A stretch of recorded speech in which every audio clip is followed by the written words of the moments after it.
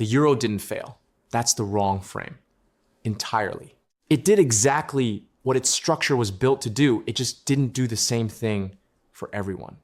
Some countries came out stronger. Others got locked into a slow economic suffocation with no obvious way out. And the part that makes this genuinely worth understanding is that none of it was accidental. The mechanism was visible before the currency even launched. A handful of economists pointed to it. They were mostly ignored. By the end of this video, you'll understand three things. Why the euro was structurally tilted from the start. How Germany's economy was almost perfectly designed to benefit from it, while Southern Europe was almost perfectly positioned to be hurt by it. And why, when the crisis came, the countries that needed help the most had already lost the one tool that could have saved them. The question that holds all of this together is simple. How does a single currency make one country richer and another poorer at the same time? Let's start with what you've probably heard. The standard story goes like this. European leaders, after decades of war, decided to bind the continent together economically. A shared currency would reduce transaction costs, increase trade, deepen integration. It was a peace project as much as an economic one. And to some extent, that's true. The political logic was real, the ambition was genuine, but here's what that framing leaves out. A currency isn't neutral. It's a policy tool. And when you share a currency, you share the monetary policy that comes with it, the interest rates, the exchange rate, the whole mechanism. You give up the ability to adjust those things for your own economy.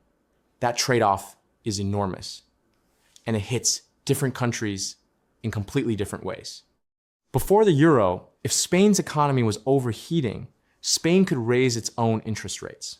If Portugal was in recession, it could devalue its currency, make its exports cheaper overnight, attract investment, restart growth. These weren't exotic interventions. They were standard tools that every country used constantly. The euro removed them, all of them, permanently. Economists actually had a framework for thinking about when sharing a currency makes sense and when it doesn't. Robert Mundell developed it in the 1960s, the concept of an optimal currency area. The basic idea: a currency union works well when the economies inside it move together, when workers can move freely between countries, and when there's some central mechanism to redistribute resources when shocks hit one region, but not another. The Eurozone, as it was designed, met almost none of those conditions fully. Mundell himself, who later supported the euro for political reasons, had set out the theory that arguably predicted its problems. Milton Friedman was more blunt. He said publicly, before the euro launched, that the first major recession would expose its structural flaws. He was right. It just took a decade. So why did it work so well for Germany? This is where the mechanism gets interesting. Because it's not that Germany cheated or manipulated anything. Germany didn't need to. The structure fit. German industry in the 1990s was highly productive, export-driven, and focused on manufactured goods, cars, machinery, industrial equipment that the world wanted, regardless of price. Before the euro, Germany had the Deutschmark, which was a strong currency. Strong currencies make your exports more expensive in global markets. Germany competed anyway because the quality was there. But a strong currency was still a drag. When the euro launched, Germany effectively got a weaker currency than it would have had on its own because the euro's value was an average across all Eurozone economies, including much weaker ones. German goods became cheaper relative to what Deutschmark prices would have been. German exports accelerated. The current account surplus, the gap between what Germany sells abroad and what it buys, started growing and kept growing. By the mid-2000s, Germany was running one of the largest trade surpluses in the world. That's not a coincidence. That's a structural advantage baked into the system. At the same time, the euro brought something else: the same interest rates for every member. The European Central Bank sets one rate for the entire Eurozone. In the early 2000s, That rate was set to suit the larger, more sluggish economies, including Germany, which was going through a period of slow growth after reunification. Those rates were historically low. For Germany, which needed cheap credit to restructure, that was useful. For Spain and Ireland, which were already growing fast and didn't need stimulus, those same low rates were like throwing gasoline on a fire. Here's what low interest rates do when an economy is already expanding. They make borrowing cheap, real estate attractive, and credit abundant. Developers build, banks lend, prices rise. Everyone assumes prices will keep rising, so they borrow more. This is a self-reinforcing cycle until it isn't. In Spain, a massive housing bubble formed through the 2000s. Not because Spanish people were reckless or incompetent, because the interest rate environment set by Frankfurt for Eurozone-wide conditions was completely wrong for Spain's specific situation. A country with its own currency and central bank would have raised rates to cool the market. Spain couldn't. The ECB was watching Germany, not Madrid. Greece had a different version of the same problem. When Greece joined the euro, its borrowing costs dropped dramatically because markets assumed Eurozone membership meant something close to German-level creditworthiness. Greek government bonds, which used to carry high interest rates to compensate for the risk, suddenly traded almost like German bonds. Cheap borrowing meant more borrowing. The Greek state expanded. Public sector wages rose. Deficits accumulated. And crucially, everyone, Greek governments, European banks, international investors, looked the other way because the system seemed to be working. Portugal and Italy had slower versions of the same dynamic. Not a dramatic bubble, but a gradual loss of competitiveness. Their labor costs rose. Their exports became relatively more expensive. Without the ability to devalue their currency, they had no fast mechanism to correct this. They fell behind, slowly, steadily, structurally. Now here's the part that changes how you see the whole story. When the financial crisis hit in 2008 and the sovereign debt crisis followed in 2010, the countries that were in trouble, Greece, Spain, Portugal, Ireland, needed to adjust. They needed to become competitive again. In the old system, the primary tool for this was currency devaluation. Painful, yes, but fast. You devalue, your exports get cheaper overnight, investment flows in, the economy starts to breathe. That option was gone, completely off the table. You can't devalue half a currency. What was left?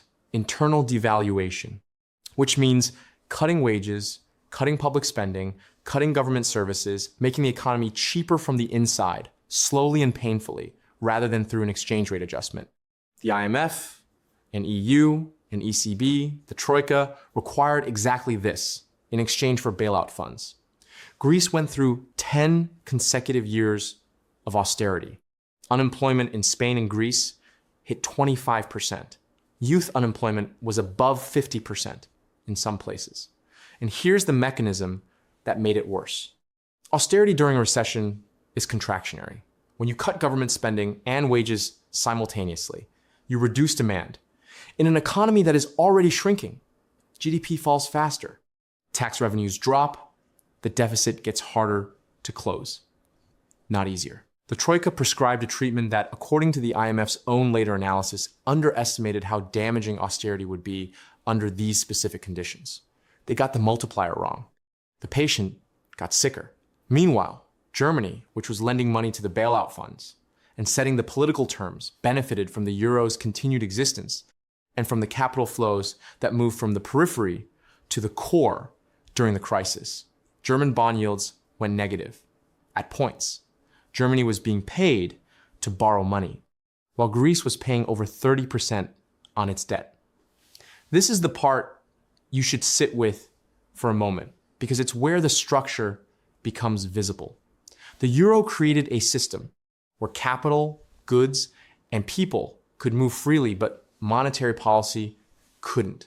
That asymmetry matters enormously. When Germany ran large trade surpluses, the money had to go somewhere. It went to the periphery as loans and investment. This fueled the booms. When the crisis hit and that capital reversed, the periphery was left holding debt. It couldn't inflate away, couldn't devalue away, and couldn't grow out of fast enough, given the austerity conditions attached to the rescue. The countries that got into trouble weren't all irresponsible. Ireland had a budget surplus before the crisis. Spain's government finances were relatively sound. What they had in common was that they'd been living inside an interest rate environment, calibrated for Germany, not for them. And when the cycle turned, they had no tools to respond on their own terms. This isn't a conspiracy. Nobody sat in a room and decided to enrich Germany and impoverish Greece. The mechanism doesn't require intent. Structural advantages are often more durable precisely because they don't depend on anyone being villainous. Germany didn't design the euro as a trap, but the euro's design happened to fit Germany's economy almost perfectly and fit the Mediterranean economies poorly. The outcomes followed the structure. What you actually learned here is a different way to read any currency union, any monetary system, any set of economic rules that applies uniformly to non-uniform economies. Uniform rules don't produce uniform outcomes. They produce outcomes shaped by who the rules fit best. The euro gave every member the same interest rates, the same exchange rate, the same monetary policy. It did not give them the same economy, the same industrial base, the same productivity growth, or the same position in global trade. When the rules are identical, but the starting positions are different, the gaps don't close, they widen. The open loop from the beginning of this video was, how does one currency make one country richer and another poorer simultaneously? The answer is that a shared monetary policy can systematically amplify the advantages of the country it suits, while stripping the adjustment tools from the countries it doesn't. Germany's trade surplus and Southern Europe's debt crisis weren't opposite ends of a random distribution. They were two outputs of the same machine, running exactly as its structure dictated. The euro is still here. The imbalances it created are still here. And the countries that lost the most ground in that first decade have spent the years since trying to recover inside the same structure that produced the problem. That's the part no one highlights on the anniversary posters. If you want to understand why economic outcomes diverge, even when the rules look equal, subscribe. That's what this channel is built around.